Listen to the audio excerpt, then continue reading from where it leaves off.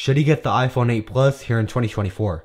So the iPhone 8 Plus came out back in 2017, which was 7 years ago, and since then it has lost its iOS support, but it still works surprisingly well. So in this video, I'm going to be explaining to you all whether or not it's still worth buying, and I'm going to be explaining to you what the specifications are on this device, and how much you could buy it for here in 2024. So first off, let's talk about the design of the iPhone 8 Plus.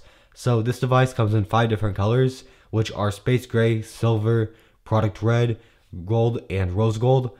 And if we take a look at the other design features of the iPhone 8 Plus, you'll see that we have 2 cameras on the back, which are not available on the standard iPhone 8, and we also have a back glass. And if we look at the bottom of the phone, you'll see that we don't have a headphone jack here. And that's pretty much all there is to cover for the design of the iPhone 8 Plus. So let's move on to the performance and the hardware of this device. So first off, let's talk about the performance of the iPhone 8 Plus.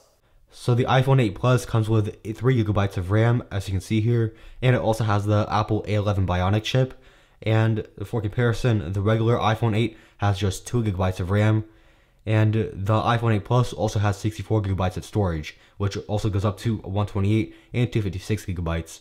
And just for comparison, the latest iPhone 15 Pro comes with 8 GB of RAM and up to 1 TB of storage, and it also has the Apple A17 Pro chip. Now that's pretty much all there is to cover for the hardware of the iPhone 8 Plus. Now let's move on to the battery. So the iPhone 8 Plus actually comes with a really good battery, especially compared to the one on the iPhone 8. And you can see here that it comes with 2,691 mAh, and for comparison, the iPhone 15 Pro comes with 3,274 mAh. So overall, the battery on the iPhone 8 Plus won't be an issue. Now let's move on to the camera of this device. So like I mentioned earlier, the iPhone 8 Plus comes with 2 cameras. There's one for 1x zoom and the other is for 2x zoom. So the photo quality on here is 12 megapixels and the video quality is 4K at 60 frames per second. So let's start off with a photo test on this device. So here's what a photo looks like on the iPhone 8 Plus, and I am using a mix of outside lighting and room lighting for this photo. And as you can tell, the photo does look really warm, and it is sort of grainy if you look closely, but the quality of it isn't really that bad. So just for comparison, here's what a photo looks like on the iPhone 14 Pro, and just like before, I'm using a mix of room lighting and outside lighting, and the colors of the photo are a lot better, and the details are a lot more clear. So here's what video looks like on the iPhone 8 Plus, and let's try focusing on this device so you can see the details.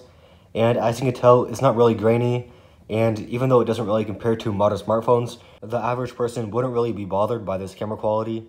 And let's bring the iPhone 14 Pro for comparison. Now here's what the video looks like on the iPhone 14 Pro, and let's try focusing on this device again so we can see the details. And as you can tell, it does look a lot better than the iPhone 8 Plus, but like I said, the average person wouldn't really notice the differences. And now, just so you get an idea of what the camera quality looks like at night, I did take a photo while my room is fully dark, and this one that you're seeing is on my iPhone 8 Plus, and I am using a flash in this photo. Now, just for comparison, here's what a photo looks like on the iPhone 14 Pro when it's fully dark. And as you can tell, the flashlight does do a much better job on the iPhone 14 Pro than it does on the iPhone 8 Plus. So here's what video is going to look like on the iPhone 8 Plus when you're recording at night. And you can't really see stuff from further away, so you'll have to go closer to whatever you're trying to record. So here's what video looks like on the iPhone 14 Pro in a darker setting.